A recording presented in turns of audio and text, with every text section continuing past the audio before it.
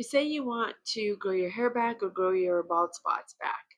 But let me be real with you. Most people won't follow this hair challenge because they're not willing to give up the flat ironing, the glass hair look, and the bleaching, constantly frictioning their hair by over processing it with all these different chemicals in their hair, such as toning every single week or couple of weeks, and it just continues to be a vicious cycle. And you're either flat ironing your hair every single day or once a week or whatever you're doing. Now, this is a process. It takes time, but you have to nurture your hair, you have to baby your hair. It takes time, such as working out. It takes time to build muscle. Your hair takes time to rebuild and grow back it healthy and strong. You want thick, healthy hair, but you're still doing all these trends, all these things that people are showing you how to get this sleek, straight hair. And if they talk about anything to do with frizz or wavy hair, then they call it unhealthy. But this right here is a natural wave. I have all this hair that I'm rebuilding from bleached over processed hair, almost going on a year without bleaching my hair.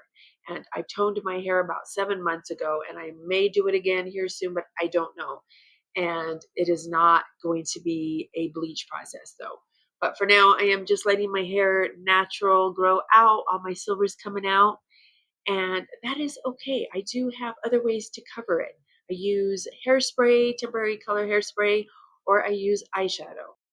Now, this hair challenge is not magic, but if you really want to join in this and grow those bald spots back, then it is possible. And I am here to help you because I once went through it. I had bald spots in the front of my hair. This side was about this big of a circle, and it was such a hard time covering it. I was so embarrassed, and I gradually got my hair to go back to pretty healthy. It's been about, like I said, it's been a year and a half now since I've been on my hair growth journey, and I managed to keep all my hair in and new ones coming in all the time. Little baby hairs growing in all the time. So it is possible. Now, this could be a 3 month, 6 month hair journey. If you are growing your hair back from the baldiness and thinning, it may take longer, 6 months to a year, if not longer. But it is worth it because it gives you full hair. It gives you control back over constantly having to damage your hair and feel like you have to straighten it. I love wavy hair. I embrace my wave. And if you're, when your hair grows back, if you do want to do the flat iron, but I would only do that once in a while and don't start the damage all over again. I only curled my hair probably last year about 3 to 4 times. I'd say probably, yeah. But right now I'm not using it at all since I've been on this journey for the 3 month check your hair to see how it's grown. I have not used any heat on my hair whatsoever, other than I did uh, about 2 weeks ago use a cool, uh, um, sorry, the blow dryer, but I since then have not used it because my hair wouldn't dry. Well, I would, but I was ready to go to bed and I was so tired. But if you do want to start adding that back in after you've grown just every once in a while and make this your lifestyle, then I would highly suggest that. And most of the time during the day, my hair's up in a satin scrunchie or my claw clip. Right now, I just have it down for a little bit. I took it down just to just let it, go have that free flowing for a little bit, but it will go right back up. And if you do go out for a nice dinner or out and about on town and you want to curl your hair, then I would highly suggest while you're on this challenge to buy some of those. It's like the wand, it's the heatless curlers where you use it at night, or you could even use a sock. I've seen people use nylons and they just wrap their hair around it. You could use tiny little braids and have a beach wave, and that's very pretty. You could take it down and it's very full. It looks really nice. There's so many cute ways you could wear your hair. You're just not going to be able to do the straight look for a while, the super sleek straight look. And that's for me is okay. My hair growing in and filling in the bald spots is so much worth it than to not be frying my hair continuously because it may look great on the outside. And there is a lot of videos that say, oh, do this to your hair. This was before and after. And they'll show you what their wavy natural state of hair. And then they'll show you the sleek way they got their hair this way when they use the flat iron to straighten it. And all along it's frying it. And so the inside is getting weaker and weaker. And that's how you cause breakage. It's not continuously chopping your hair and giving these big trims. It's what you're doing to your hair inside.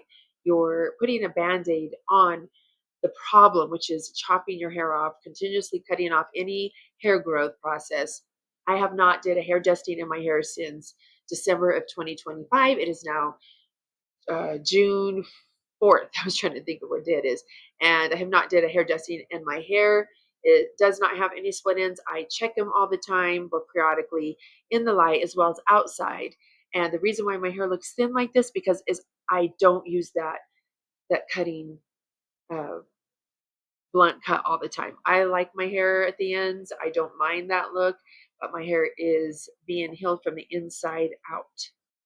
You can hear tons of stuff on the internet. There's some things I take, some things I don't. When I watch videos from other people, there's a lot of great advice out there where there's a lot of things that is not getting your hair to heal inside out and getting stronger, rebuilding all of your hair follicles and all that stuff that I talk about, it is just weakening all the strands. It is causing your hair to just, like I said, snap off. You may have to leave your hair alone for a while, not do any of these fancy things to your hair, and just trust the process to make it work. And my process is not a quick fix.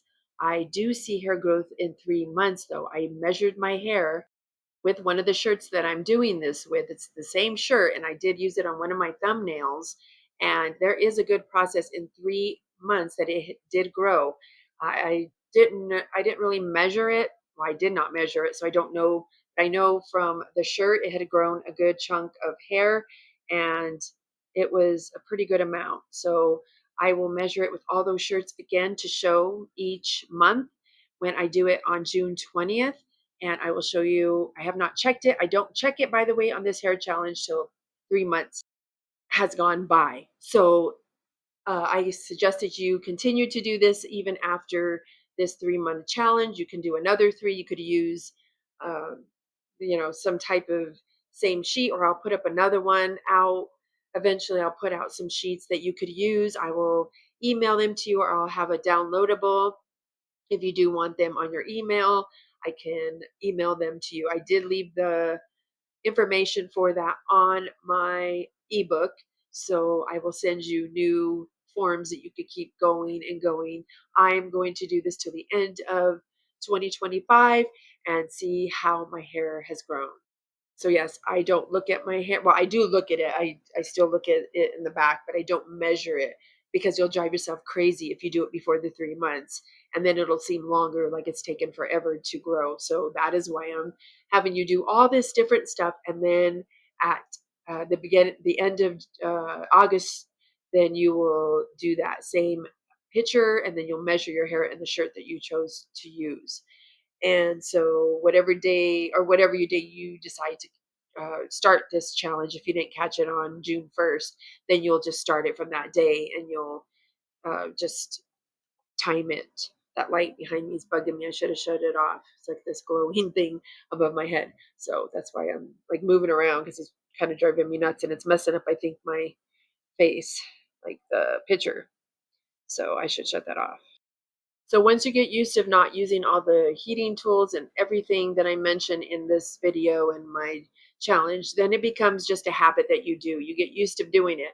And then when you do decide to do your hair and have a nice, curls or whatever, then you want to use your flat iron, then you'll be able to do that once in a while. But until then, like I said, give this a chance. And if you are uncomfortable and you are tired of having to go around trying to hide these thinning hair or balding spots, and I really, really would love to hear what you have to say. If you're going through this, if you're struggling on this issue, then please comment, like, subscribe, and hopefully I can give you some advice and some tips what to do and not to do and guide you along the way because we got this. And I don't want this to happen to me again. Trust me.